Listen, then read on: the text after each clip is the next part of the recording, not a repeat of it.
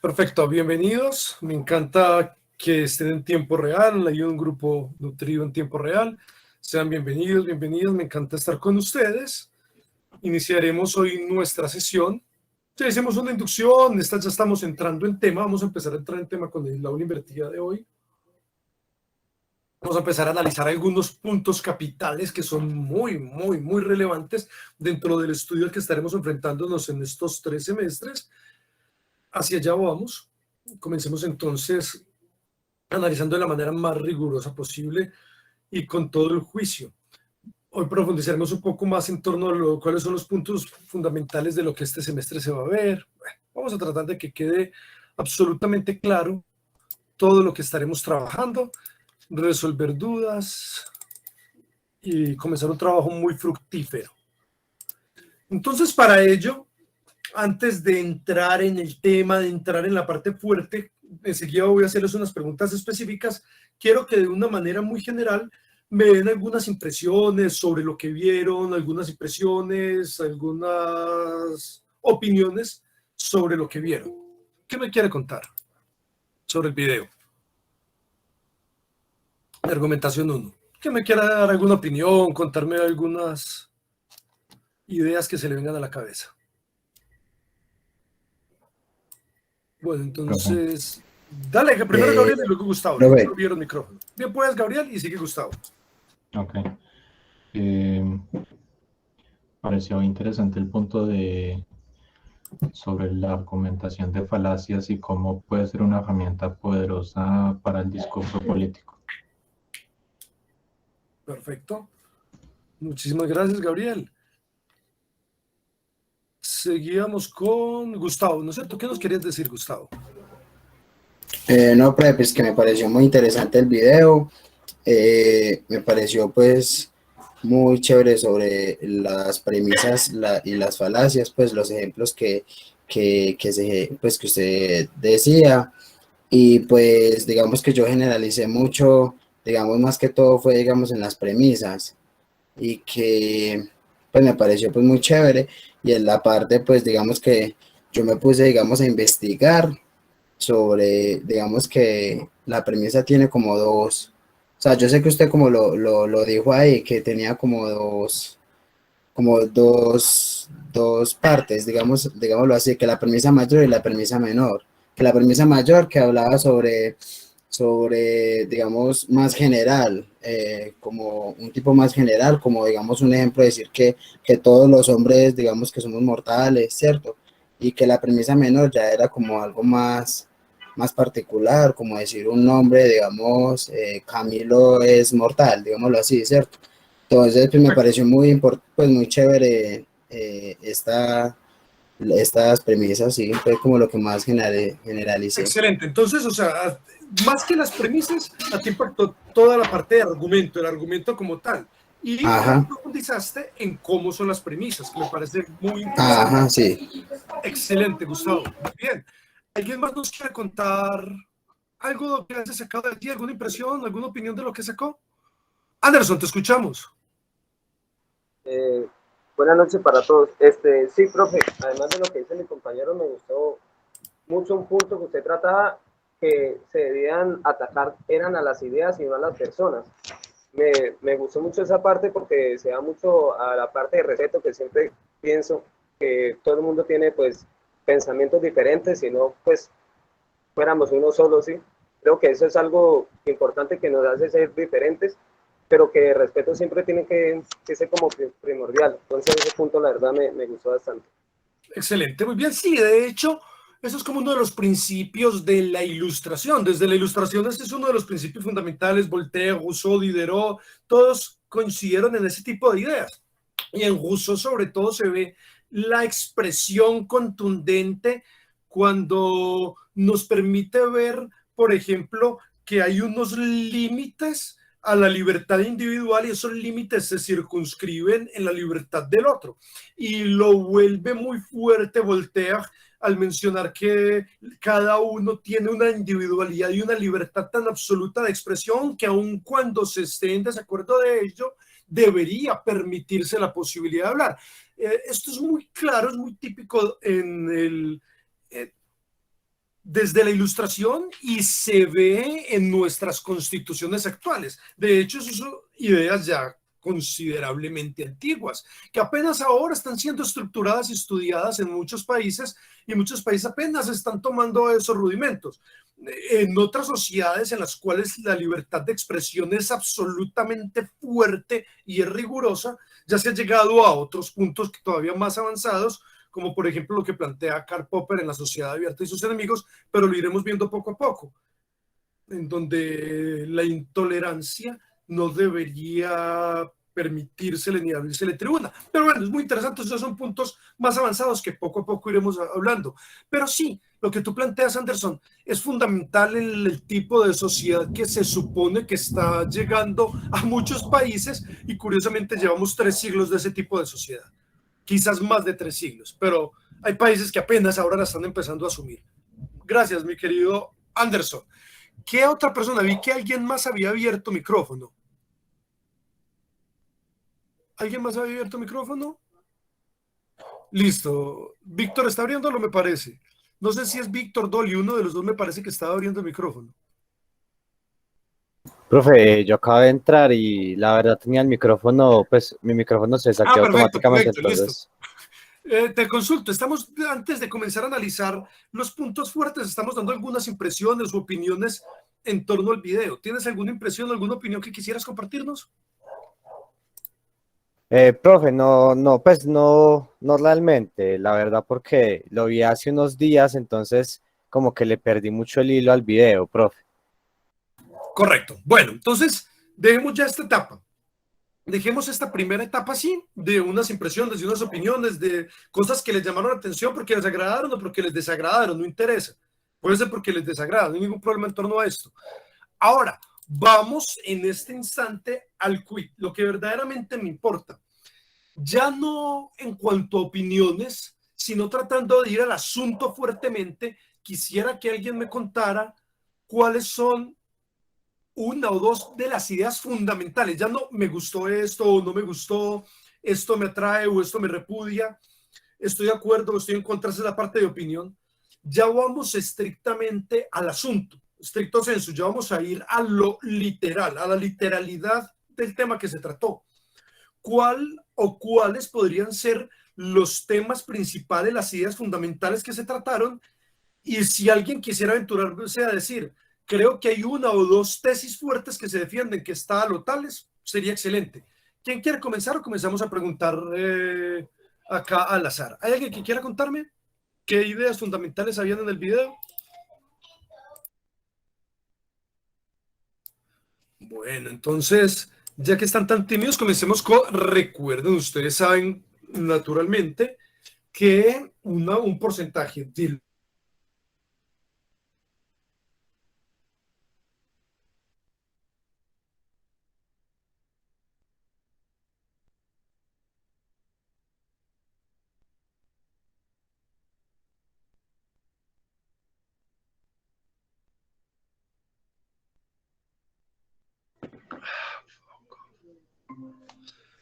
Bien, ahora sí me están escuchando, ¿no es cierto? En ese momento sí me están oyendo. Sí, señor. Perfecto, se me fue por un instante.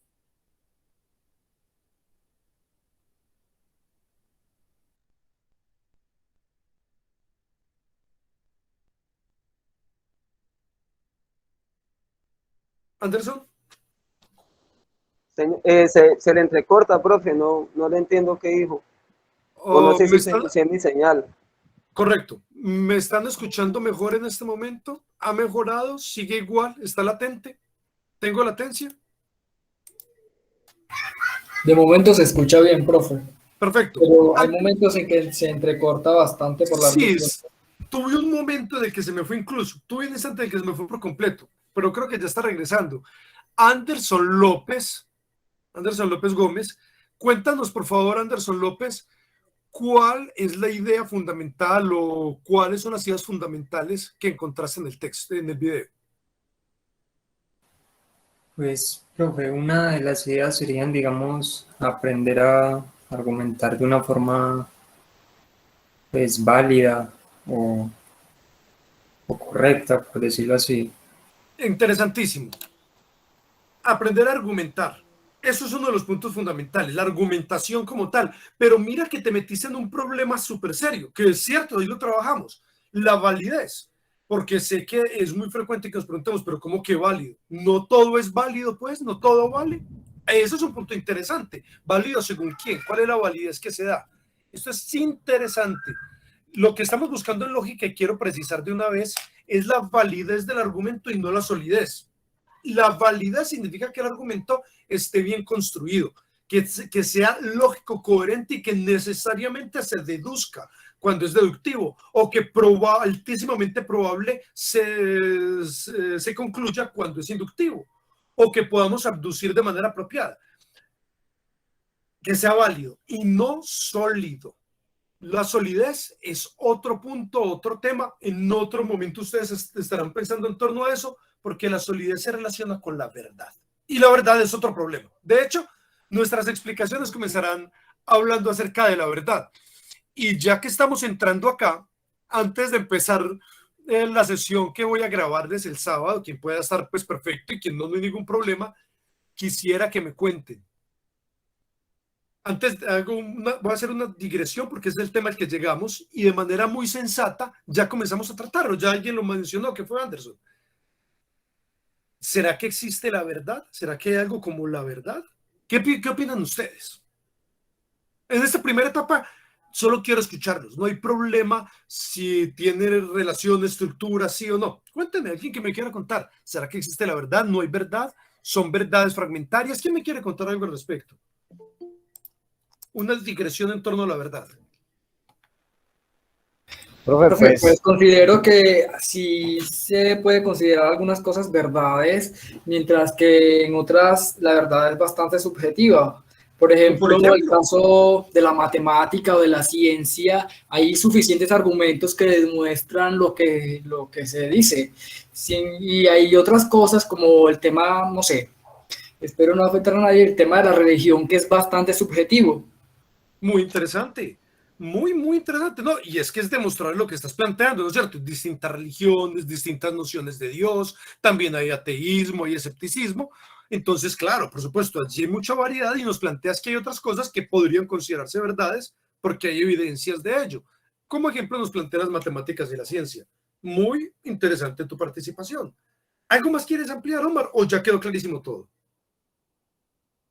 No, profe, de momento eso en particular. Y Víctor, ¿qué nos ibas a contar? Tú también habías abierto micrófono. Sí, profe, es que yo iba también por lo que decía el compañero Omar, y más que nada es sobre las teorías sobre la verdad, que está el objetivismo, que va muy de lado con el materialismo, y lo que se usa, pues la teoría que para mí es la mejor, que es el intersubjetivismo, de que una verdad es verdad por correspondencia, ya que hay un consenso en una sociedad específica para que eso sea una verdad.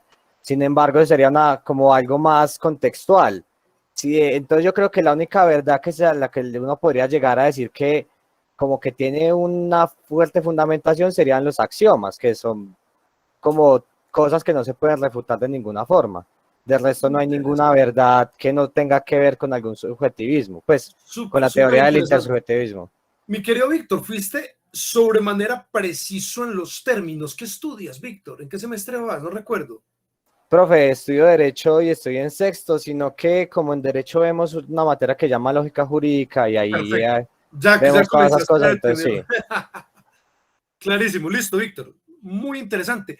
De hecho, qué lástima que hayas visto Lógica Jurídica antes de ver Lógica 3, porque te hubiera servido mucho. Estoy seguro que cuando hacen análisis de la argumentación y pueden empezar a hacer los análisis por medio de las reglas de inferencia, te hubiera servido muchísimo haber visto Lógica 3 primero, pero enhorabuena, muchas gracias por tu participación, valiosa, excelente.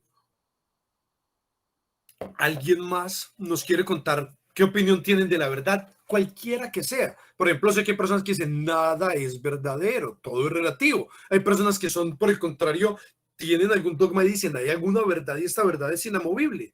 ¿Quién me quiere contar qué opinión tienen sobre la verdad? Una última persona para la verdad y cerramos la digresión.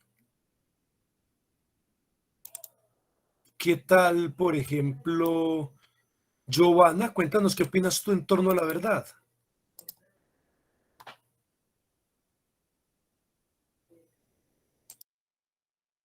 Joana Velázquez. Profe, Sí. ¿cierto? Armando. Profe, es que tenía un problema de internet y apenas me pude conectar. Entonces no sé sobre qué están discutiendo. No, estamos, en este momento solo hicimos una pequeña digresión por una participación muy afortunada de un estudiante. La próxima clase se va a tratar sobre eso. Entonces resultó muy afortunada la participación sobre la verdad. Y me están contando qué opinan de la verdad. Tú me dijiste la vez pasada que tenías una señal de internet latente, pero trata de contarnos qué opinas de la verdad. ¿Existe, no existe, es relativa, es absoluta? ¿Qué piensas de la verdad? Si eres tan amable, compártenos tu opinión. La verdad, como, o sea, ¿desde qué punto de vista? No, cada uno está contando qué opina de la verdad. Hay algunos que dicen que Ah, la o sea, verdad como es opinión relativa. personal. Sí, algunos dicen que es relativa, otros dicen que es absoluta, otros dicen que depende de la situación. Bueno, cuéntanos tú qué opinas de la verdad. ¿Existe, no existe? ¿Cómo es? Bueno, yo también opino que la verdad puede ser como muy personal.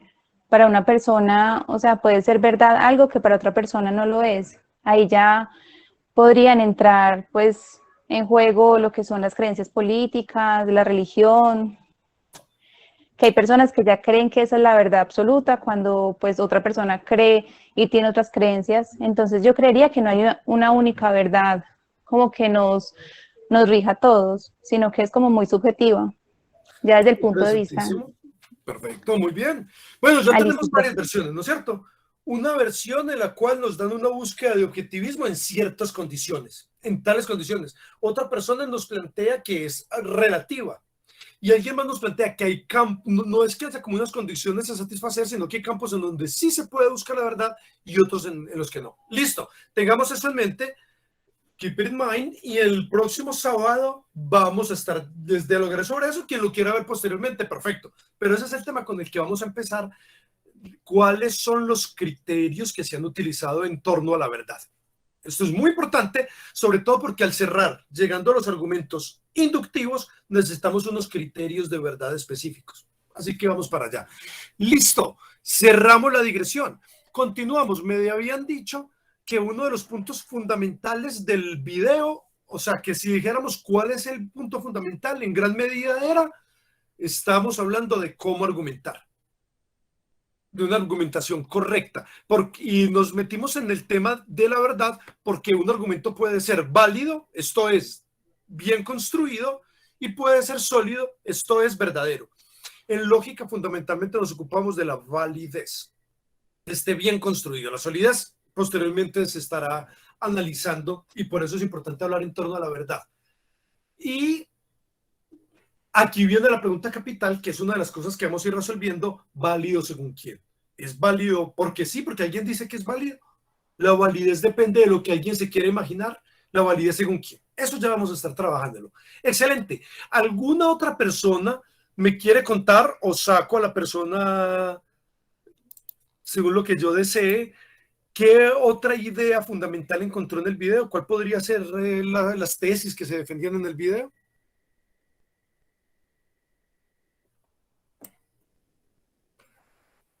Dolly, eres tan amable y nos cuentas alguna tesis que hayas encontrado en el video, alguna idea fundamental.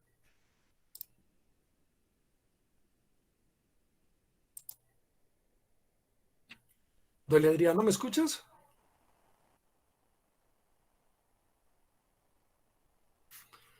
Gabriel Eduardo, ¿nos cuentas por favor alguna tesis, alguna idea fundamental que se encuentre en el video?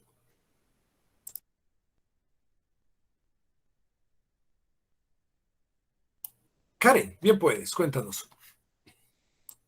Profe, pues no sé si esto quepa ahí dentro de las tesis, pero yo creo que ya después del cómo aprender a argumentar o aprender a argumentar, entra qué errores cometemos al querer argumentar, y ahí entran ya las falacias y los tipos de falacias y eso. Perfecto, ya nos había adelantado, no recuerdo si fue Anderson Rodrigo, pero alguien nos había adelantado este punto específico. Nos había, más bien, bueno, ahora no recordará quién fue, pero alguien nos lo mencionó previamente. Alguien nos dijo, hay un punto que es muy importante y ese punto es los errores. Entonces, así argumentamos y qué errores se suelen cometer en la argumentación. Excelente, excelente. ¿Quién me cuenta algunos de los errores que se mencionaron allí? Que profundizaremos paso a paso, muchos más. Ya me dijeron uno, no atacar a la persona. Si me quieren decir el nombre de eso o alguno otro. Gustavo, adelante. Pues una de las falacias que se enfatizaron mucho fue sobre los noticieros, ¿no? Que los noticieros pues argumentaban pues digamos que muy bien, pero digamos que mentían o sea, ¿cómo lo digo? Sí, o sea, mencionaban pues cosas como para que la gente, ¿cómo lo digo? Ya me enredé. Sí, o sea, los noticieros tenían pues una falacia en el sentido de que no daban los argumentos reales, digámoslo así, ahí como para desenredarme un poquito. Y la clave acá, creo que la clave para poder entender el punto que tú planteas es, en la sociedad actual hay varias instituciones que tienen la particularidad de verse especialmente afectadas por las falacias. Una de esas instituciones es justamente los medios de comunicación que se buscan como objetivos. Desde pequeños nos han enseñado que el deber y la misión y el propósito y la búsqueda de los medios de comunicación es informar. Sin embargo, nos damos cuenta después que no hay información como tal, sino que hay una línea editorial con sus propias ideas tendenciosas, buscando sus propios beneficios. Naturalmente que el dueño de determinado canal, si es dueño de muchos intereses, pues debe defender sus intereses. Entonces allí detrás no hay información, sino que lo que hay es una búsqueda de defender sus propios intereses. Y lo hemos visto en todo momento, cuando el victimario se convierte en la víctima y una cantidad de cuestiones. Pero no es la única institución, hay muchas otras instituciones que se ven fuertemente afectadas. Por ejemplo, ciertas instituciones políticas se ven permeadas enormemente de falacias. Incluso el lenguaje religioso suele verse permeado. Hay muchos lugares en los que se da, pero se nota más allí y en la publicidad. Gracias por tu particular, por ese particular detalle que nos mencionaste. Continuamos con las falacias o con lo que quieran plantear. Víctor, Lorena, Juan Camilo y Omar. Comienza, Víctor, adelante. Profe, pues me parece como importante también recalcar el hecho de que hay argumentos que cuando se plantean mal o se utilizan mal, también se convierten a su vez en falacias. Por ejemplo, la falacia por autoridad, que es creer que porque una autoridad lo dijo, entonces ya es verdadero. Pues eso funciona cuando basa toda la argumentación en una autoridad sin tratar de buscar otras justificaciones. Entonces también es importante saber que cuando no se argumenta bien o cuando no se plantea bien la argumentación, puede generar una falacia. Perfecto. Es importantísimo porque cuando hacemos un texto requerimos acudir a los sabios en ese tema. Si, por ejemplo, tú necesitas defender a una persona, es importante tener jurisprudencia y saber qué ha ocurrido. Pero una cosa es conocer las razones y otra decir que algo es verdad simplemente porque alguien relevante lo ha mencionado. Entonces, en un caso estaríamos dando evidencias de por qué seguir determinada idea, comportamiento o por qué buscar determinada sentencia, y en otra estaríamos queriendo imponer simplemente porque este personaje lo dijo, tengo que hacerlo. Entonces la distancia entre ser capaz de argumentar y justificar y el salto enorme que se llama la falacia de seguir a una falsa autoridad o seguir falsamente a la autoridad. Muchas gracias. ¿Quién seguía? Yo, profe. Dale, Lorena. Lorena. Bueno, profe, más de lo que quería como opinar era que, por una parte, me gustó mucho la explicación, creo que quedó muy claro y cada uno en cuenta de cuántas falacias tiene. O sea, yo haciéndolo, creo que yo he cometido muchas de esas y he escuchado de muchas otras personas y uno deja pasar eso por alto. O sea, le dicen cualquier cosa, argumentan, no argumentan, dicen cualquier cosa y con eso uno como que lo deja pasar. Uno me dijo esto y se lo vale uno. Y creo que con esto uno, bueno, no después de, digamos que de esto que escuché, que usted nos explicó, creo que ya escucho a alguien y me pongo como a pensar, está cometiendo tal tipo de falacia. Creo que la que más he escuchado es la falacia de la misericordia. Creo que me ha pasado mucho, donde creo que lo he escuchado mucho en algunas clases donde dice, profe, como usted nos decía, que yo hice la tarea, pero es que me pasó tal cosa. Ha pasado bastante, profe, ¿cómo le parece que es que me pasó esto con el internet? En vez de una decir, no veas que yo no lo hice, o yo no fui a la clase porque me dio pereza, pero empiezan como, profe, es que yo no fui, ¿cómo le parece que el internet, que mi mamá? Pues, pues sí, pasa mucho, profe. Entonces como que me pareció bastante interesante y uno como caer en cuenta de esas cosas y empezar a decir, no, es que yo tengo que empezar a argumentar bien, dar la sustentación, mostrar qué es lo que estoy diciendo. Entonces eso es, profe. Excelente, me parece muy importante lo que planteas. Esa es otra forma de falacia, la familia de las que apelan a las emociones. Entonces comenzamos a apelar a las emociones y a manipular. La más conocida es la falacia de apelación a la misericordia y tiene muchas hermanas, también muy reconocida la apelación al patriotismo, por ejemplo. Ahora, esa apelación a la misericordia, lo que tú estás planteando es muy sensato. Después de que uno ve los cursos de lógica, el 1, el 2 sobre todo, estoy seguro que la forma de leer los discursos del día a día, la realidad, los textos cambian. Se mejora la forma de leer la realidad y se mejora la forma de leer el mundo. Esto es cierto lo que planteas, ocurre con frecuencia, ya uno como que comienza a tener dientes para morder, para poder, si le quiere meter el dedo en la boca, sabe morder. Y el punto particular que planteas, el de la misericordia, en el día a día se ve en todo momento. Entonces, si no me quieres, me suicido, si estaré muy mal, si te vas, se acabará mi vida. Esa manipulación, ese chantaje, manipulación, esa codependencia enfermiza que muchas veces se ha enseñado y que termina convirtiéndose en un problema psicológico que ya la persona necesita del otro, cree que de verdad es medio, se creyó el cuento de la media mitad y que de la media naranja y que necesita a otra persona porque si no, no es. Esa codependencia, todo ese tipo de cuestiones que se acompañan de chantajes, cuestiones muy infantiles, todo ese tipo de chantajes, todo ese tipo de ideas muy propias justamente de unas falacias que van en torno a las emociones, a manipular las emociones, entre ellas la misericordia. Gracias, muy oportuna también la falacia que planteaste. Y Juan Camilo, cuéntanos. Pues a mí me llamó mucho la atención la falacia que era como respecto a las masas, que se refería, también daba el ejemplo con el lemming, que es un roedorcito así chiquito que se suicidaba en masa cuando como líder de la manada se suicidaba. Y pues lo que más me llamó la atención era como el concepto de que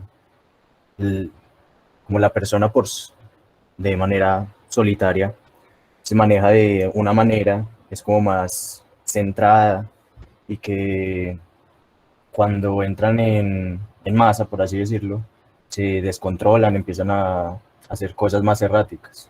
Entonces eso fue lo que más me llamó la atención. Muchos lo creen, por lo tanto es verdadero. Si muchos lo creen, es verdadero. Y el ejemplo típico que les mencioné allí es muy real, que las madres siempre han tratado de hacer ver esa falacia, aunque caigamos en muchas otras, así es una falacia muy, muy visible para las madres. Si sus amiguitos se tiran de un puente, usted se tira de un puente, que era muy gracioso con los lemmings, que se invertía. Entonces si sus amiguitos no se tiran, usted no se tira. Lo invertían para llegar al extremo. O el caso brutal de Murphy, cuando millones de moscas no pueden estar equivocadas. Entonces hay que buscar las heces como todas las moscas que lo hacen. En efecto, este es un punto clave, muy importante, y es fundamental que lo veamos en la vida cotidiana. No necesariamente que las masas sean torpes, sino que como son acéfalas, son fáciles de manipular y de tener comportamientos imposibles de predecir.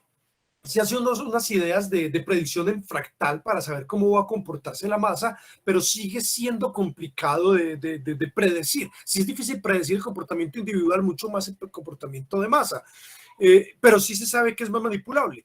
También se han hecho estudios y se ha podido precisar que cuando se pregunta a muchas personas de un grupo se tiene mayor precisión. Por eso esa idea de verdad por consenso no es descabellada. ¿Qué ejemplos claros hay? Se han hecho estudios con distintos tipos de objetos del día a día, objetos cotidianos y con juegos de azar, y se ha tenido mucha más precisión en grupo que individualmente. Pongo un ejemplo. Toman un frasco de cristal lleno de pelotas y le dicen al público cuántas pelotas hay acá. Cuando lo hacen individualmente, el margen de error es gigante, pero cuando hacen promedio de lo que las personas dicen, suele estar muy, muy, muy cercano, extremadamente cercano, aterradoramente cercano a lo que verdaderamente hay en el frasco. Por eso se ha hablado que hay una cierta inteligencia colectiva que podría parecerse en algunos aspectos a la memoria colectiva o al inconsciente colectivo que planteaban de una manera casi que sobrenatural personajes como Jung, Carl Gustav Jung. Pero hay estudios científicos que han mostrado que hay una cierta inteligencia colectiva que permite acercarse más con precisión a ciertos puntos. Este es uno de ellos. Sin embargo, las masas son más manipulables y no se puede decir que algo es verdadero porque muchos lo crean. Simplemente porque muchos crean que X género JoJo es lo mejor del universo, necesariamente tenga que serlo, por decir algo, ¿no es cierto? No necesariamente, si a ti te gusta la gasolina, tendría que ser el mejor género musical porque te guste, ¿no es cierto? Entonces, bien, el punto clave acá es que cuando se hace cierto tipo de manipulación es mucho más fácil calar en masas, generando miedo, generando temor, etc. Por eso no lo que muchos creen es verdadero por el hecho de que se ha creído por muchos. Es tan sencillo como la ridícula descripción de la mayoría de fanáticos enceguecidos por un equipo de fútbol que dicen que su equipo de fútbol es importante porque tiene muchos seguidores, que lo que hace un equipo grande es tener muchos seguidores. Entonces China sería el equipo más importante del planeta porque es el que tiene mayor número de seguidores. Entonces, en fin, todo ese tipo de falacias que se cometen, que porque muchos lo creen, ergo es verdadero. Muchísimas gracias por tu participación. ¿Alguien más nos quiere mencionar algún punto? ¿O ya quedó clarísimo como lo general del video? ¿Consideraría que en efecto esos son como los puntos más relevantes? ¿Alguien acaba de abrir el micrófono? ¿Consideraría que esos son los puntos más relevantes? Si hay alguien que quiera mencionarnos alguno más. Profe, Anderson, dale. la parte que dice que el que hace la afirmación debe dar la respuesta, creo que es muy importante, porque es que a veces pues uno empieza a hablar con gente que empieza a decir cosas sin razón, ¿sí? No, que es como usted lo explicaba en el video, no, que la Tierra, bueno, tiene un hueco y que ahí están los reptilianos, no, pero muéstrame que no, qué tal, y eso se vuelve como un punto sin sentido, como agotante. Entonces, creo que ese es un punto importante. Si usted tiene una idea, tiene que sustentarla. Es como un dicho que yo siempre digo que si uno va a un problema, tiene que dar una solución. Pero sí, algo así. Entonces, sí sería eso. Muchas gracias, Anderson. Sí, eso es fundamental. Un principio básico del derecho es que haya indubio pro reo, ¿no es cierto? Que en caso de duda debe fallarse en favor del reo, es natural. Entonces, cuando se plantea, por ejemplo, en un partido, en caso de duda, debe favorecerse a quien está haciendo la jugada, ¿no es cierto? En caso de que haya una duda, de que no se pueda precisar, que aún mirando con el VAR no se pueda saber, que sea muy complicado, entonces debe fallarse a favor de la persona que tiene la jugada, de quien está planteando. Entonces, usted, por ejemplo, si está siendo acusado de terrorismo, no tiene que demostrar que usted no es un terrorista. Pues en una sociedad civilizada, naturalmente, en un país civilizado, no en los países imaginarios bananeros en donde una persona le fabrican un caso, lo encierran a una cantidad de muchachos, los meten a cuestiones que ni siquiera son cárceles, que son calabozos, y después aparecen en el río Cauca de aquel imaginario país. No en un país imaginario, en un país bananero de esa naturaleza, en donde no existan los derechos, más que en una cáscara ridícula e insulsa que se plantea como si fuera para el mundo la panacea. Menos mal que son países imaginarios, naturalmente. Pero en un país que fuera verdaderamente, aunque sea moderadamente democrático, en caso de duda, debería favorecerse a la persona, porque si no hay nada para demostrar, si no hay evidencias, si no hay indicios serios, si no cualquier una cuestión netamente circunstancial, deben fallar a favor de quien está siendo acusado. Usted no tiene que demostrar que es un terrorista, sino que la fiscalía es quien tiene que demostrarle que usted es el terrorista, naturalmente, en un país de verdad. Porque imagínense que hubiera un país imaginario, un país de las ilusiones, un Macondo, imagínense que existiera ese tipo de país en donde, por ejemplo, la fiscalía a los reos más importantes, a personas que deben ser acusadas por la muerte de más de 6.400 personas, la fiscalía los defiende y les dice que precluyan el caso. En un país imaginario podría pasar eso, pero solo en un país imaginario. Por fortuna eso no pasa en países reales, que la fiscalía diga que cierren el caso y que lo precluyan en vez de acusar. En fin, así que ustedes no, ante un país real y serio, no deberían justificar que son inocentes, a menos de que hubiera pruebas en contra de ustedes. Si no hay pruebas, la fiscalía es la que debe demostrarlo, no fabricándolo, sino demostrarlo. Eso es justamente lo que ocurre. Si me acusan de algo, deben demostrar que yo soy culpable de ese algo, o al menos dar unos indicios supremamente fuertes, no solo circunstanciales.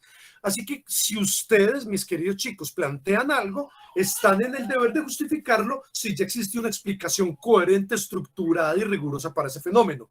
Si ya podemos explicar cómo es el movimiento de los planetas, pero usted dice, no, yo voy a ir a las ideas más antiguas como el lilozoísmo y sostengo que el planeta es un ser viviente, pero no en el sentido de que en efecto los planetas, el planeta Tierra como tal, albergue vida, sino que el planeta tiene un alma y por esa alma se mueve. Entonces yo quiero decir que no existe la gravedad, que no podemos demostrar que se gira en torno al Sol el sistema solar. Yo quiero mostrar que eso no es así.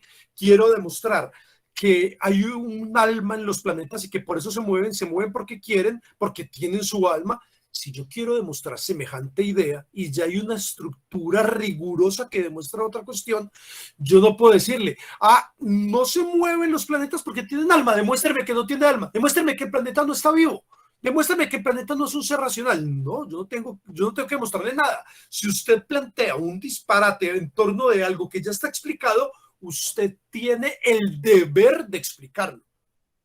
Si no, es simplemente una pamplina, una ilusión, una imaginación que si usted lo quiere tener como guía de vida, bien, no tenemos por qué pelear, pero no quiera siquiera en público venir a decir que esa es la forma del mundo, si no tiene cómo estructurarlo, si no tiene cómo demostrarlo. Puede servirle a usted en su mundo, en su vida. Eso es una cuestión que hay que diferenciar la ontología de primera persona y la ontología de tercera persona.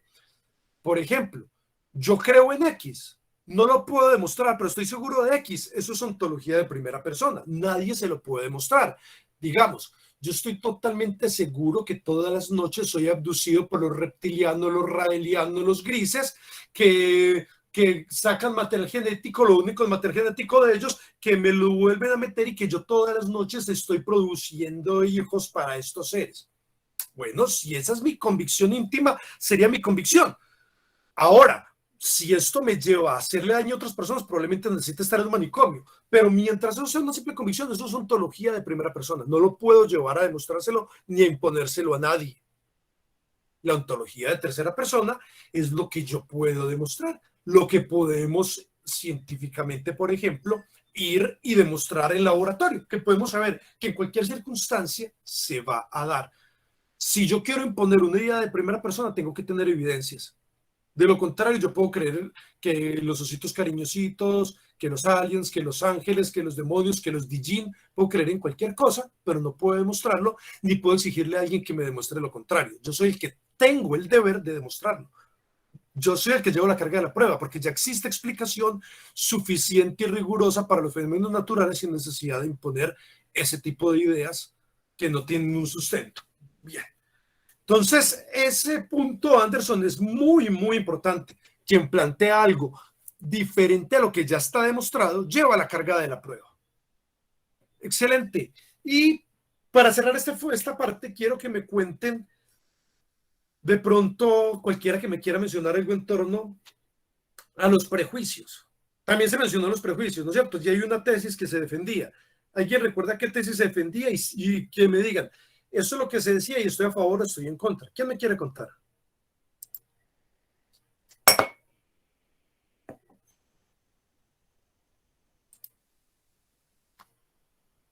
Bueno, entonces vamos con alguien que no haya hablado hoy. María Jimena, cuéntanos.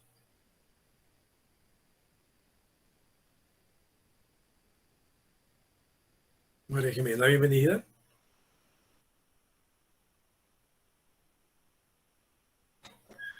Michelle, cuéntanos, Michelle. Ya oí, Lorena. Bueno, escríbenos tu opinión mientras tanto. Listo, vamos con alguien. Michelle, cuéntanos. ¿Cuál era la tesis que se vendía en torno a los prejuicios y si estás de acuerdo o en contra? Natalia, cuéntanos tú. Natalia Duque.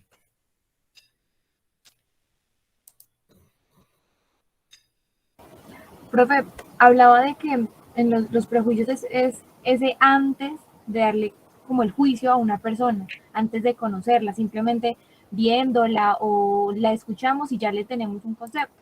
Tanto así que usted decía en el video que con solo verla sabíamos si nos caía mal, si nos caía bien, sin conocer, por ejemplo, el punto de vista de esa persona o cómo era. Sentíamos, porque ni siquiera sabemos, sentimos. Miren que a veces nos damos unos golpes tan tremendos con esto, que a veces, por ejemplo, vemos a alguien y dice, qué persona tan desagradable. Y muy poco después estamos de pareja con esa persona, porque nos dimos una impresión errónea. Eso pasa mucho. Bueno, Natalia, pero ¿qué opinas al respecto? ¿Te parece que es coherente lo que se planteaba o no? Coherente sí, pero en el sentido de que, o sea, los prejuicios son súper malos para cada uno de nosotros, ¿sí? Muchas veces o tenemos esa concepción, por ejemplo, ver a alguien con tatuajes y a nosotros nos enseñaron, es que es alguien malo, cuando en realidad no. Simplemente son como esos conceptos malos, sí, que creamos con respecto a una persona y en realidad es completamente diferente. O si vemos a alguien, no sé, muy lindo, muy organizado, vamos a decir, es alguien muy juicioso. O por ejemplo, en el caso de los políticos, que hay, listo, su imagen y creemos que son buenos, que le van a hacer un bien, cuando en realidad la mayoría de ellos no hace nada bueno por nosotros o por el país. Perfecto, perfecto. Jimena nos aclara, como dice la compañera, se da una impresión de algo o alguien sin conocerlo. A veces puede ser que lo que sentimos termina siendo cierto o completamente diferente a lo que pensábamos. Por eso no podemos juzgar antes de conocer, en mi opinión. Y Lorena, ¿qué nos vas a contar al respecto? No, profe, yo quería más como después de, bueno, esto fue al principio, entonces luego nos daban como lo de, usted nos dio el fundamento de cómo es argumentar y todo eso. Entonces luego me ponía yo a pensar de los prejuicios, lo mismo. Uno ve a alguien y uno, bueno, dice algo, pero no tiene la razón para hacerlo. O sea, es que, como decían las compañeras, el tatuaje, listo, entonces es malo, pero ¿de dónde se fundamenta usted si usted no ha conocido a la persona? Lo mismo, dar razón o prueba de eso que se está diciendo. Entonces uno no ir a decir antes de saber. Es eso, como que fundamentar, después de que lo conozca, ahí sí fundamenta, ahí sí argumenta cómo es la persona y lo demás. Es como eso, profe. Perfecto, perfecto. Es que Reza tiene que ser muy bueno. Claro, como no hay asesinos, psicópatas, violadores o gobernantes terribles que han acabado con la cantidad de personas que tienen ideas religiosas. Es que no reza, es muy malo. Si rezas, es excelente. Si no rezas, es muy malo. Es que esta persona es bonita, tiene que ser muy bello. Vea cómo es de feo, tiene que ser muy malo. Es rico, si es rico, tiene que ser bueno. Este sí no es perezoso. Es pobre porque quiere. Entonces, de inmediato se estructuran una serie de ideas en torno a alguien. Claro, la persona que vive en Somalia, que está tirada y no puede ni siquiera pararse para alimentarse porque no hay comida, esa persona es mala y es pobre porque quiere. El pobre es pobre porque quiere. Si quisiera, esa persona sería rica, saldría de Somalia, no hay ningún problema. La hidropesía no lo deja ni siquiera pararse, no tiene músculo, sino solamente tendones y piel encima. Claro, pero es pobre porque quiere, porque le dio la gana, no tiene ganas de salir adelante. Entonces, de inmediato se forma toda una estructura en torno a algo, a alguien, y se juzga el fenómeno sin ningún conocimiento de causa. Ese es el punto clave. Y ese es el problema, por ejemplo, de lo que usualmente suelen denominar como intuición. Yo tengo una intuición maravillosa. Miren, ¿se acuerdan cuando le dije tal cosa? ¿Se acuerdan cuando le dije tal otra? Perfecto, puede citar 1, 2 o 10 casos. Pero aparte de esos 10 casos, habló 1000 veces y 1000 veces advirtió de cosas que nunca pasaron. Nada más se acuerda de los 10 casos favorables o de los 2 casos favorables. Tiene una superintuición que de cada 10.000 se le cumple una monstruosa intuición. Es muy complicado basar la vida en intuiciones sin estructurar, sin saber y sin conocer si lo que tengo es solamente un prejuicio o no. Por eso es importante conocer de las cosas, saber de mejor manera, porque no todo vale como una argumentación. Y eso es algo que ustedes me plantearon ahora. Si yo acepto una premisa incorrecta, de allí en más voy a aceptar cualquier cosa, voy a llegar a cualquier conclusión. Ese es el riesgo. Creo que fue también Lorena Tatiana quien me lo había dicho. Si acepto previamente una premisa que es incorrecta, voy a llegar a cualquier conclusión, a lo que sea, cosas ridículas. Es un peligro. Son peligrosos, por ejemplo, hoy en día hay leyes muy rigurosas en distintos países y poco a poco creo que se va a ir estructurando. Entre ellas son las leyes antisectas nocivas, que son aquellas que atentan contra los derechos humanos y que vulneran a las personas y los convierten en sectarios por completo. En este tipo de cuestiones es muy importante tener en cuenta que cuando se vulneran los derechos humanos en este tipo de sectas, ¿cómo se comienza? Se comienza diciéndole a la persona de inmediato: usted tiene que ser mi esclavo sexual, su esposa, su pareja, su mamá, su hija, me van a pertenecer sexualmente. ¿Le dicen eso? O la persona primero está deprimida y dice: nadie me entiende, estoy triste, nadie me quiere, y le llega y le dicen: tú eres valioso, tú me importas, acá sí te queremos, acá eres lo mejor. No le van a decir de inmediato las cuestiones que uno diría, es que nadie en sus cabales va a creer esto, ¿no? Van a entrarle con sus temores, con sus dudas, y casi comienzan a aislarlo de la sociedad, a decirle: todos los demás siempre te han rechazado, por eso es que tú eres especial, tú eres el único. Aquí vas a entender que la tierra es plana, que todos son malos, que todos son ignorantes, pero acuérdate, poco a poco, acuérdate, tus pertenencias son mías. Todo eso es tan malo que me lo das a mí, yo sí sé administrarlo porque todas las pertenencias son malas. Por ejemplo, acuérdate, tu mamá, tu hija, tu esposa no son tuyas. Dios nos lo dio, entonces me la tienes que traer para compartirlo conmigo. Este es el beso santo, así decía un personaje muy particular, este es el ósculo santo, le decía a la dama, y tienes que obligatoriamente cumplirlo porque lo puedes ver en el Nuevo Testamento. Pablo hablaba del ósculo santo y tú tienes que cumplirlo. Entonces entran de una manera sutil por cosas que cualquiera aceptaría, pero ahí comienzan las premisas que son una falla, y si las aceptamos ya llegamos a cualquier lugar. No solo a entregar la vida, las personas, el dinero, sino de una manera mucho más radical. Llegamos, por ejemplo, a lo que ocurrió con Stargate y terminaríamos quizás suicidándonos. Entonces, si aceptamos una premisa falsa, podemos llegar a cualquier lugar. Es importante estar atento. ¿Alguna consideración final en torno al video? Cualquier cosa, lo que sea, que les haya gustado, que no les haya gustado, no importa. ¿Alguna consideración final para poder pasar al otro punto y cerrar lo de hoy? Yo, profe. Dale, Lorena.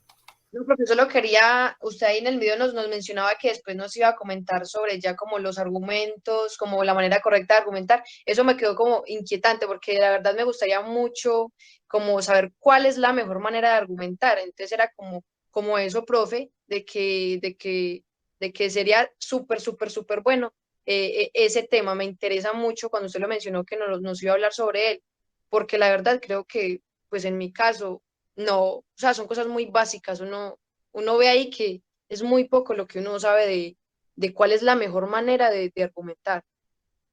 Excelente, Lorena, claro.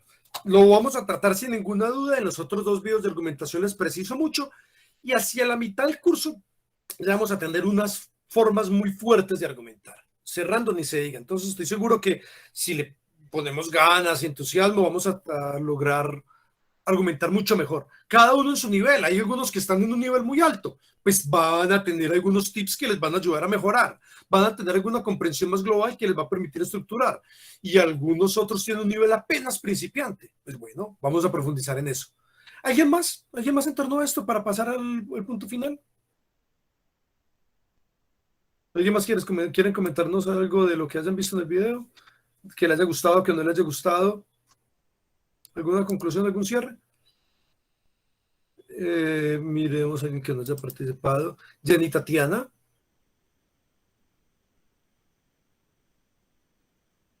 Jenny Tatiana. Bueno, entonces pasemos al otro punto. Cuéntanos, Jenny, lo que te estaba planteando. ¿Qué opinas en torno al video? Después de todo lo que hablamos, después de todo lo que dialogamos, puedes escribirnos. ¿Cuál es tu opinión al respecto? ¿Qué sacas de allí? ¿Qué te pareció interesante o desagradable, lo que sea, de la reflexión que tuvimos hoy? Por ejemplo, cuando viste el video, ¿habías hecho este tipo de reflexiones que tuvimos o apenas ahora se dieron después de los diálogos? Bueno, nos vas contando allí mientras tanto. Nos escribes, no hay problema, nos escribes y nos vas contando mientras tanto. ¡Listo! Vamos a comenzar con el otro punto. Habíamos hablado de unos términos importantes.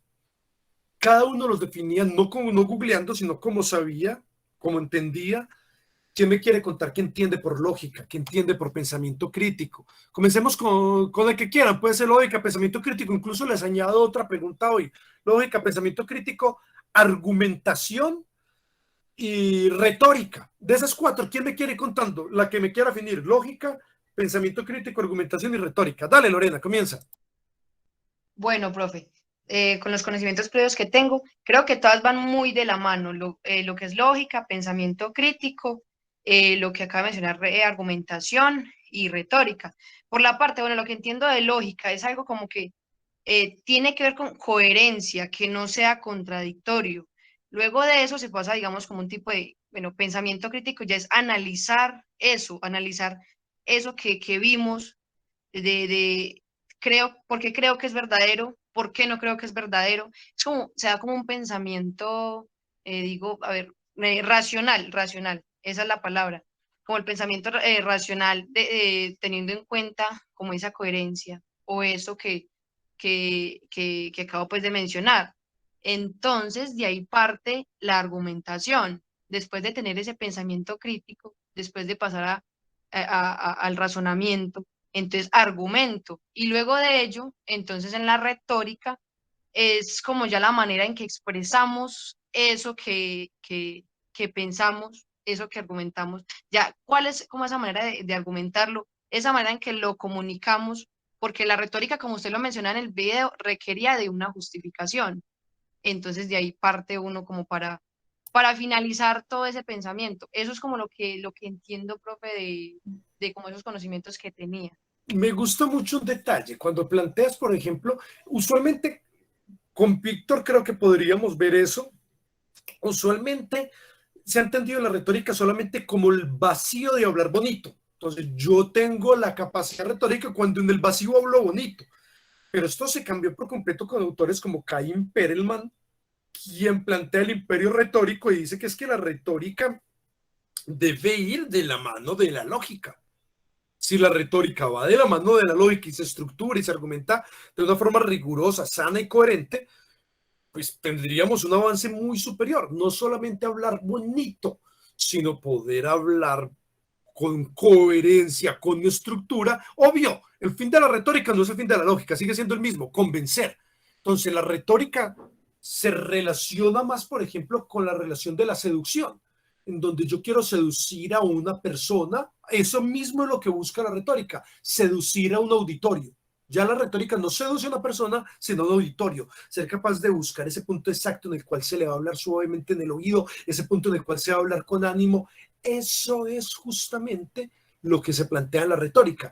Pero a pesar de que se quiera seducir, de que se quiera convencer, sí hay una estructura, y eso es el avance de la teoría de la argumentación, que es justamente lo que se estudia de una manera mucho más rigurosa en la parte jurídica.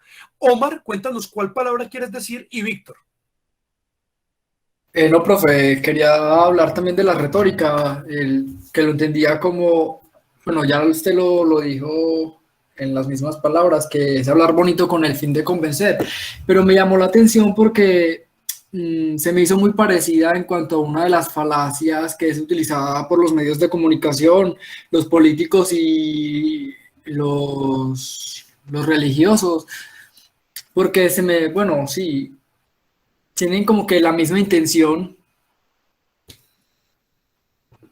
Bueno, era eso lo que quería como comentar. Perfecto, es que mira, yo te cuento, por ejemplo, la nieta de un expresidente que mientras fue presidente se dieron en un país imaginario las masacres de las bananeras. en donde según Gabriel García Márquez hubo más de 5.000 muertos y cuando ocurría la sangre llegaba hasta los tobillos, luego hasta casi la rodilla y los llevaron en el expreso de Oriente, en el expreso del Sol, para tirarlos en el mar. Según la historia cuenta que hubo más de 700, entre 700 y 8.000 muertos, y según una futura presidenciable que cree que los vampiros de Transilvania crearon el coronavirus, la nieta de este personaje que se considera un ave muy bonita y muy benigna, quizás un ave de mal agüero, esta nieta, y le digo un ave porque ese es justamente su nombre, esta nieta, por ejemplo, fue una estudiosa, aunque no parezca, y fue profesora de lógica y de retórica. Algo semejante ocurre con esta otra dama presidenciable, la de los vampiros, la misma de los vagos, y de tantas cosas, pues es que son una exageración, son tantas. Esa también estudió retórica. Pero ¿cuál es el punto? La retórica llega en estos casos, como tú nos lo planteas, a un único propósito: convencer. Y por convencer, las falacias que en ocasiones incluso conocen, las cometen todas con el propósito de convencer, con el propósito de que la persona quede obnubilada y se lo cree. Entonces, cuando mi único propósito en la retórica es convencer, es un discurso vacío y ridículo, y esa es la visión más apasionada, más floja y más vacía de la retórica, que es utilizar simplemente el lenguaje para convencer. Ahora, hay versiones mucho más robustas de la retórica, que es la que me gustaría plantear, como la de Perelman, ¿no es cierto? Que se ve en teoría de la argumentación y se usa mucho en derecho. Pero tienes toda la razón, mi querido Omar. En la práctica, quien estudia retórica, su único propósito es convencer y se vale de cualquier error o de cualquier ficción con tal de lograrlo. Claro que sí, pues es que, por supuesto, mi querido Andrés, planteémoslo el caso de buscar una pareja. Cuando se está planteando una pareja, no se usan solamente los métodos legales, cualquier método con tal de convencer y seducir, el que sea, aunque sea ese de la apelación a las emociones: si no estás me muero, o me suicido, lo que sea, o simplemente prometer, engañar, mentir. Muchas veces ocurre, se busca cualquier cosa con tal de satisfacer ese apetito y ese deseo. Eso es lo que ocurre cuando se usa la retórica únicamente con el propósito de convencer y de engañar. Y tienes razón, por supuesto, eso es lo que pasa en la práctica. No es en medio de estructuras éticas rigurosas o en medio de estructuras lógicas, claro. Se va simplemente a lo más vacío, a convencer. Claro que ocurre, mi querido Omar. Mi querido Víctor, cuéntanos. Profe, pues las palabras que más me llaman la atención son retórica, argumentación, principalmente porque van muy de la mano. Entonces, pues, como usted lo decía, a nosotros en Derecho nos toca leer mucho a Chaim Perelman, que él es el que proponía las teorías de los auditorios, que toca adaptarse al auditorio y no el auditorio tiene que adaptarse al orador. Entonces, para mí esa es la verdadera retórica, más allá de intentar convencer a las personas con las palabras, porque ya estaríamos hablando de tal vez una estratagema, que es intentar conseguir la razón de cualquier modo, como lo proponía Schopenhauer.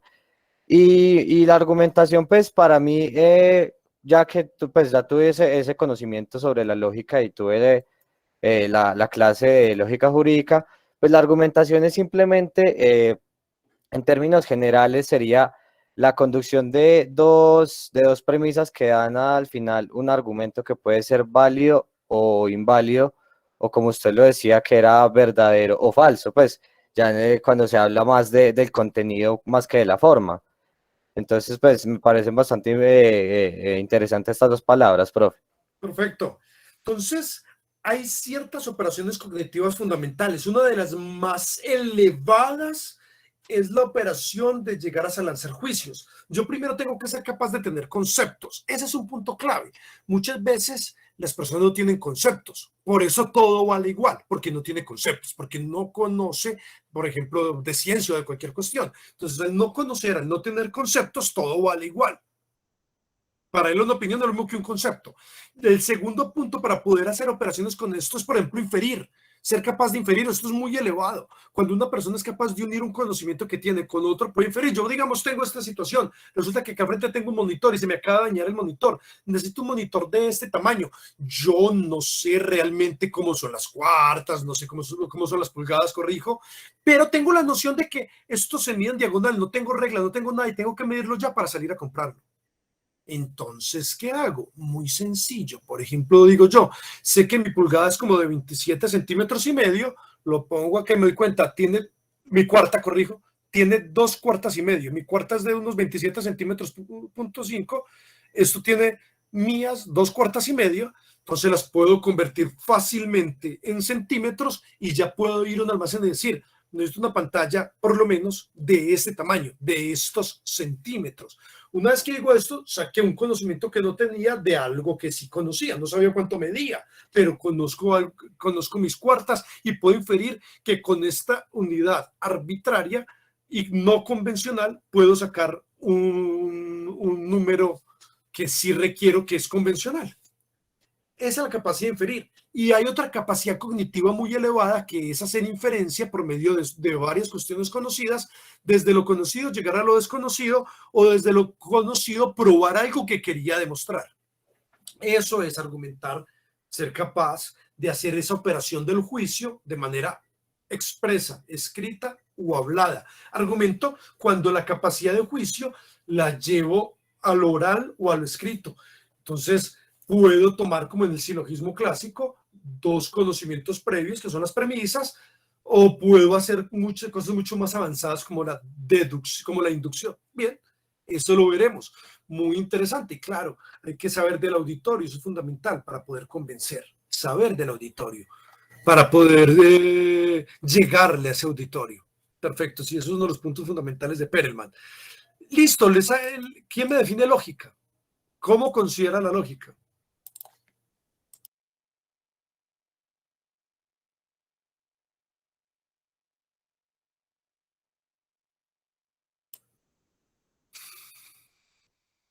Kevin está acá, Kevin André, ¿ya había participado? Creo que no.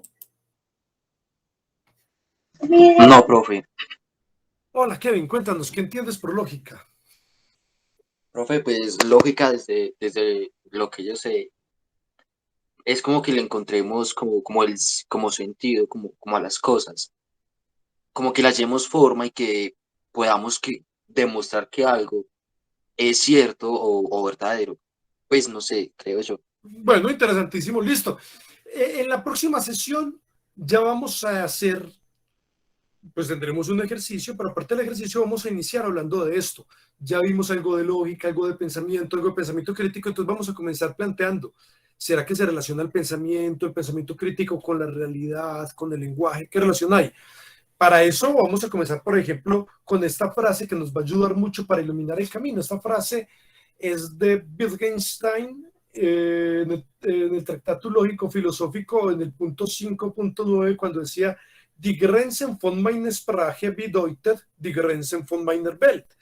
Esto quiere decir, los límites de mi lenguaje son los límites de mi mundo. De eso vamos a empezar hablando. El mundo, el lenguaje, la realidad, el pensamiento. ¿Cómo vamos a tener esto? Esa es la idea para nuestra siguiente aula invertida.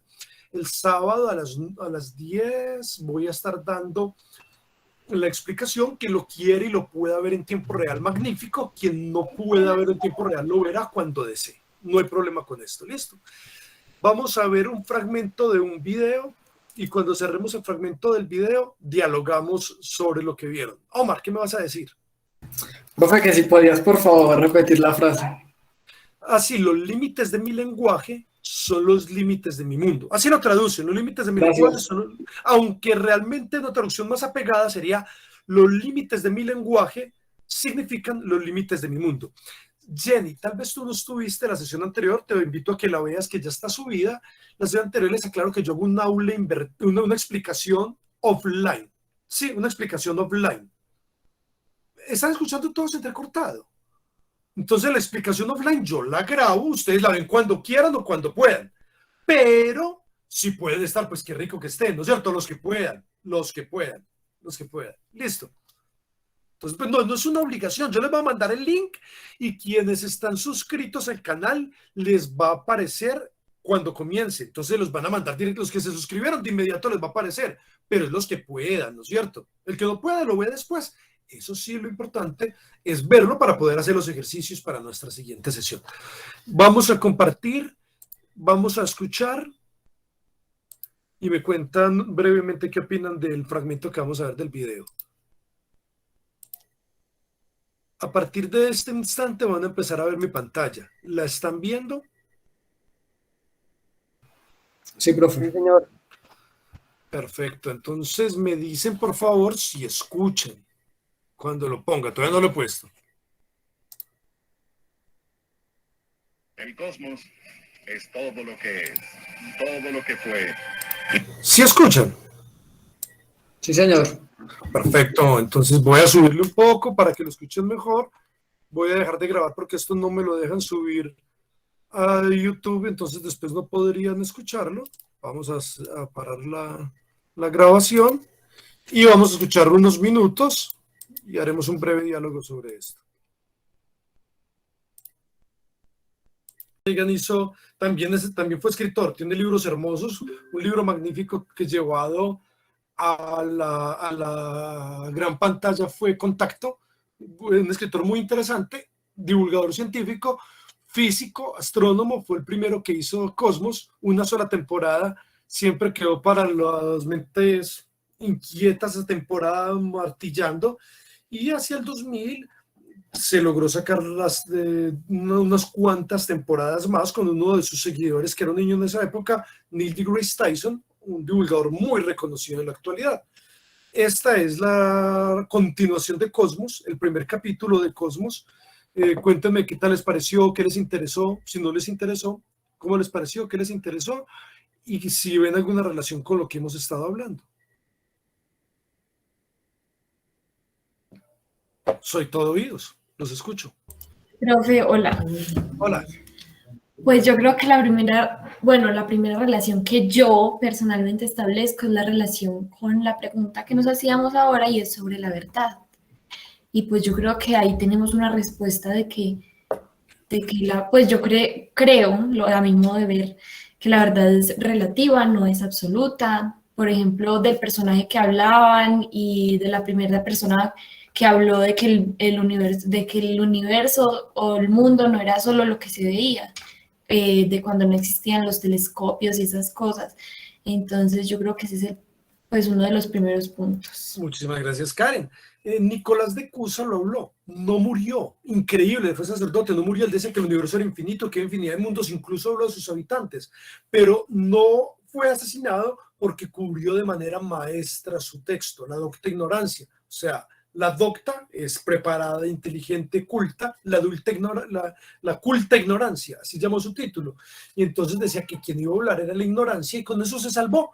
Que él dice, el que crea lo que lo que la ignorancia va a hablar, pues es muy torpe, de aquí en adelante todo es torpeza y locura, es lo que dice la ignorancia, y aprovechó con esa pantalla para decir todo lo que creía, pero como este hombre 100 años después no lo planteó en esos términos, sino que lo planteó como algo real, fue asesinado por la Inquisición. Este hombre que estábamos viendo fue asesinado por la Inquisición. Bueno, muchísimas gracias. ¿Alguna otra opinión? ¿Quién me cuenta, por favor?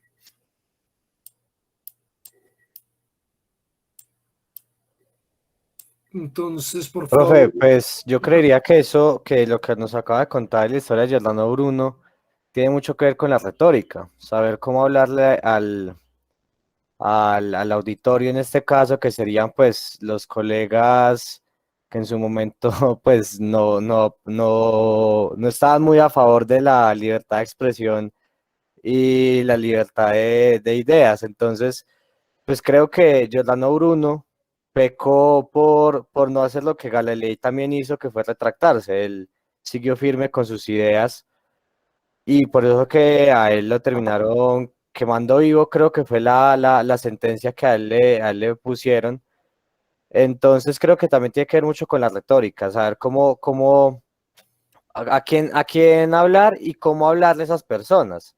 Entonces creo que eso también lo noté yo ahorita con esta parte de la historia de Giordano Bruno. Muy interesante. Mira tú que Galileo tuvo una ventaja enorme. La ventaja que tuvo Galileo es que era un hombre de mucho dinero y era amigo personal del cardenal del lugar en el que vivió toda su vida, que luego se volvió el Papa, el sumo pontífice. Entonces él tenía una espalda muy ancha. Galileo no fue sutil, ni fue que le llegara muy bien al público. Galileo fue descarado, les decía que los sacerdotes eran torpes, eran ignorantes y se burlaba de ellos y les demostraba sus errores, cosa que nadie se hubiera atrevido. Se atrevió porque tenía una espalda muy ancha, no solo el dinero, no solo el poder, sino que el cardenal fue su gran amigo y terminó siendo el papa, hasta que llegó un punto en el cual ya no lo toleraron más después de muchos años de haber mostrado sus descubrimientos y tuvo que retractarse. Era sí o sí. Entonces ya le dijo justamente el Papa que ya no podía sostenerlo más, que tenía que retractarse, lo tuvo que hacer. Pero son ventajas que tuvo, no solo por su capacidad discursiva, y era muy inteligente. Cuando descubrió los astros de Júpiter, se los dedicó a la reina, o sea, fue un hombre, le puso, estos son los astros de la reina, escribió a las cortes y a cada corte le puso a esta corte, este es el astro de esta corte, este es el astro de la otra corte, esta luna le pertenece a tal corte, esta luna a tal corte. Entonces, pues, se granjeó enormes amigos y poderosos amigos que lo sostuvieron hasta mucho tiempo. Sí, en ese sentido fue muy inteligente y utilizó muy bien su discurso, también su capacidad económica y sus grandes amistades le ayudaron hasta que llegó un punto sin retorno. Muy interesante la relación que nos planteas, Víctor. ¿Alguien más? César, cuéntanos. Pues profesor, con respecto al video, creo que fue bastante interesante en realidad. Pues aunque no lo terminamos, me gusta que al principio él comienza a hablar mucho de que como para que seguir toda esta lógica y este razonamiento de pasar desde como de la edad de piedra hasta llegar hasta las estrellas, debe seguir una serie de reglas, que pues como por este sentido lo podemos entender como si fuera la lógica. Magnífico. Entonces que teníamos que basarnos en una serie de experimentos y las evidencias que esos experimentos nos dejan y basarnos como en los experimentos que dieron resultados positivos para poder avanzar y en su lugar descartar a aquellos que no tuvieron buenos resultados. Magnífico, fundamental lo que planteas. Gabriel, cuéntanos por favor. Profe, algo que observé fue que cuando Galileo llegó con los descubrimientos, pues nunca le cuestionó a la iglesia o nunca le dijo a la iglesia que si no estaban de acuerdo con la verdad que él planteaba, que demostraban lo contrario. Él llegaba con argumentos y con evidencia de que su verdad era cierta y cuestionaba la verdad de una institución, cosa que pues le costó retractarse y toda esa investigación debido a que cuestionaron a una institución o a una verdad colectiva. A veces es muy difícil.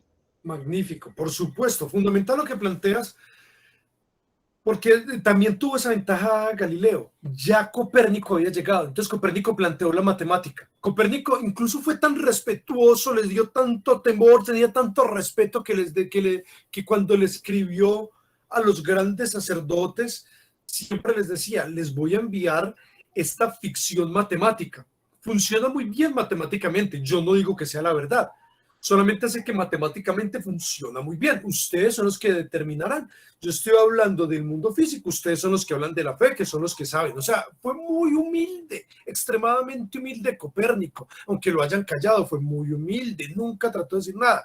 Esa fue la ventaja que tuvo Galileo. Ya tenía toda esa matemática detrás y con mucha inteligencia y mucha sagacidad tomó elementos que ya existían, como el catalejo holandés, y lo convirtió en el telescopio que se conoce actualmente. Entonces sí, con evidencias, él llegó con evidencias, esto demuestra, aquí está, fundamental ese hecho. Gracias. Para cerrar, ¿alguien más? Un último aporte, o que me cuenten si les gustó, si no les gustó, si quisiera seguir viendo algo así. Jenny creo que abrió el micrófono, me equivoco, Jenny Tatiana.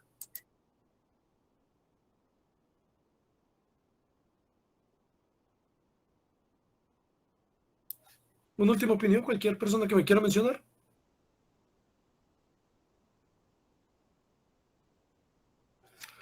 Bueno, perfecto. Entonces, así cerramos nuestra sesión de hoy. Espero que les haya agradado, que les genere dudas, interés para las siguientes sesiones. Y bueno, les deseo lo mejor. Mil felicidades. Me encantó compartir con ustedes este espacio. Igualmente, Muchas gracias, profe. que pasen buena noche. Gracias, profe, que esté muy bien. Gracias, profe, hasta luego. Muchas Gracias, profe, hasta profe. luego. Chao, profe, muchas Gracias, profe.